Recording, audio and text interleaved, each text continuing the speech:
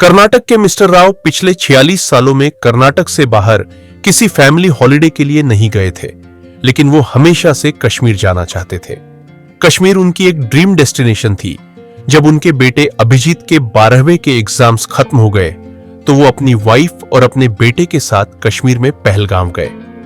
पहलगाम, जो कि कश्मीर की जन्नत का एक बहुत ही खूबसूरत टुकड़ा है, वो वहां घुड़सवारी कर रहे थे, लेकिन उन्हें जरा सा भी अंदाजा नहीं था कि उनकी जिंदगी कैसे तबाह होने वाली है। 22 अप्रैल 2025 को दोपहर के 1:30 पर वो लोग बेसारन वैली में घुड़सवारी कर रहे थे। एक साथ मिलकर फैमिली टाइम बिता रहे थे, सेल्फी ले रहे थे। उनके साथ कई और टूरिस्ट भी थे। कुछ लोग हनीमून पर आए थे और कुछ उन्हीं की तरह फैमिली वेकेशन पर। लेकिन उनमें से किसी को भी अंदाजा नहीं था कि उन लोगों के साथ कुछ ऐसा होगा जिससे उन सबकी जिंदगियां हमेशा हमेशा के लिए बदल जाएंगी और हमारा देश एक ऐसा नजारा देखेगा जिसे हम शायद कभी नहीं भूल पाएंगे। वहां के लोकल वेंडर्स टूरिस्ट को अपनी चाय मैगी खाने पीने का सामान बेच रहे थे। सब लोग बहुत एंजॉय कर रहे थे, लेकिन तभी कुछ लोग आर्मी के कपड़ों में हथियार लेकर चुपके से जंगल से निकले। पहले सबको लगा कि यह आर्मी का कोई ड्रिल होगा, क्योंकि कश्मीर में अक्सर आर्मी की ट्रेनिंग के लिए ऐसे ड्रिल्स होते रहते हैं। पर फिर बिना किसी वार्निंग के एक गोली चली। आवाज इतनी तेज थी कि लोग समझ ही नहीं पाए कि अचानक हुआ तो हुआ क्या। लेकिन जब पहला टूरिस्ट नीचे गिरा और उसकी दर्द भरी चीख उठी तो सबको समझ आया कि कोई आर्मी ट्रेनिंग नहीं है, बल्कि उन सब पर एक अटैक हुआ है, एक टेररिस्ट अटैक।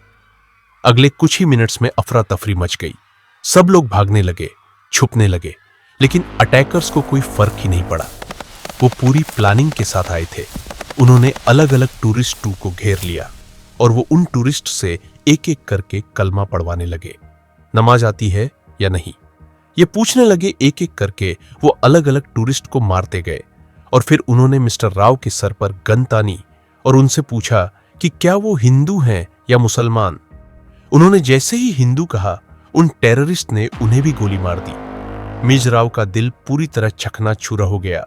वो उन टेररिस्ट से कहने लगी कि मुझे भी मार दो, तुमने मेरे पति को तो मार दिया है, अब मैं और मेरा बेटा भी जीकर क्या करेंगे। और तब उस टेररिस्ट ने कहा कि मैं तुम्हें नहीं मारूंगा, क्योंकि मैं चाहता हूं कि तुम बाहर जाओ और मोदी जी को यह बताओ कि एक्चुअल में हम टेररिस्ट ने क्या किया है और कैसे किया है। टेररिस्ट चाहते थे कि यह बात बाहर आए और पूरे देश में एक डर का माहौल बन जाए। उन्होंने मिसेस राव को छोड़ा और आगे निकल गए। इसी बीच एक कश्मीर का लोकल आदमी, एक 28 साल का घोड़े चलाने वाला मुसलमान सैयद आदिल हुसैन, कुछ टूरिस्ट को उस समय हॉर्स राइडिंग करवा रहा था। तभी वहां टेररिस्ट आ गए और उन्होंने गोलियां बरसानी शुरू कर दी। सैयद आदिल हुसैन को समझ आ गया था कि ये टेररिस्ट आज किसी को जिंदा नहीं छोड़ेंगे। उसने अपने टूरिस्ट से फौरन वहां से भागने को कहा और यह कहते ही आदिल भागने की जगह बिना अपनी जान की परवाह किए टेररिस्ट से लड़ने चला गया। वो उससे उसकी बंदूक छीनने की कोशिश कर रहा था ताकि उसके उन टूरिस्ट को वहां से भागने का मौका मिल पाए। उसके टूरिस्ट तो वहां से बच के भाग गए, लेकिन टेररिस्ट ने उसे मार दिया। उसने उन लोगों के लिए अपनी जान दे दी जिनसे वो अभी कुछ ही देर पहले मिला था। इस पूरे अटैक में 28 लोगों की जानें चली गई और बहुत सारे लोग इंजर्ड हुए हैं। एक इंडियन नेवी ऑफिसर जो छुट्टी मनाने कश्मीर आए थे, वो भी शहीद हुए हैं। एक इंटेलिजेंस ब्यूरो के ऑफिसर को भी मार दिया गया। सबसे दर्दनाक बात तो यह है कि ये लोग सिर्फ घूमने आए थे, टूरिस्ट थे। इन्होंने किसी को कोई नुकसान नहीं पहुंचाया था। कोई अपनी शादी के बाद हनीमून मनाने के लिए आया था, तो कोई मिस्टर राव की तरह अपने बीवी और बच्चों को जम्मू कश्मीर की खूबसूरत वादियां दिखाने जो लोकल्स मारे गए, वो अपना घर चलाने के लिए काम पर आए थे ताकि अपने परिवार की जरूरतों को पूरा कर सके। उनके लिए यह सिर्फ एक और काम का दिन था। जब यह न्यूज फैली तो तुरंत इस अटैक की जिम्मेदारी एक टेररिस्ट ग्रुप टीआरएफ ने ली। द रेजिस्टेंट फ्रंट ने कहा कि उन्होंने ही यह अटैक कराया है। टीआरएफ लश्कर ताइवान का एक शैडो ग्रुप है। उन्होंने कहा कि गवर्नमेंट कश्मीर में आउटसाइडर्स को सेटल करवा रही है और वो ये कतई होने नहीं देंगे। लेकिन कौन आउटसाइडर्स जो मुस्लिम नहीं है, क्या वो आउटसाइडर है? ऐसे कुछ लोगों की वजह से एक पूरी कम्युनिटी, एक पूरे रिलीजन का नाम बदनाम होता है। यह अटैक इंडिया पर है, इंडिया की सेकुलर आइडियोलॉजी पर है।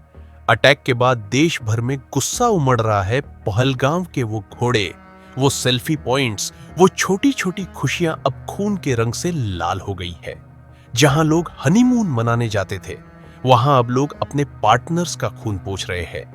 अब ना जाने कितने लोग कश्मीर जाने से डरेंगे।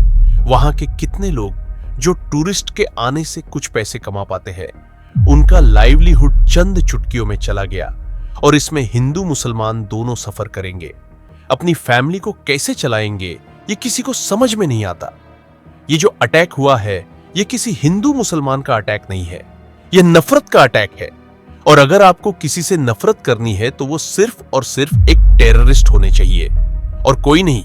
क्योंकि हर रिलीजन में सैयद आदिल हुसैन जैसे लोग भी होते हैं जिनके लिए इंसानियत सबसे पहले आती है।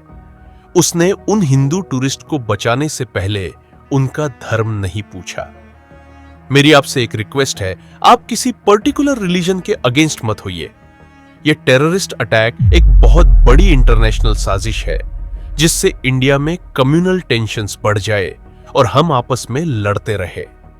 आई रियली होप हमारी गवर्नमेंट इन टेररिस्ट को जल्दी से जल्दी पकड़ेगी। दोस्तों, यह था पहलगाम अटैक्स का। सच ये वीडियो उन सब लोगों के लिए एक ट्रिब्यूट है जिन्होंने इस टेररिस्ट अटैक में अपनी जान गंवाई। हम दुआ करते हैं कि उन सब की आत्माओं को सुकून मिले, शांति मिले। जय हिंद।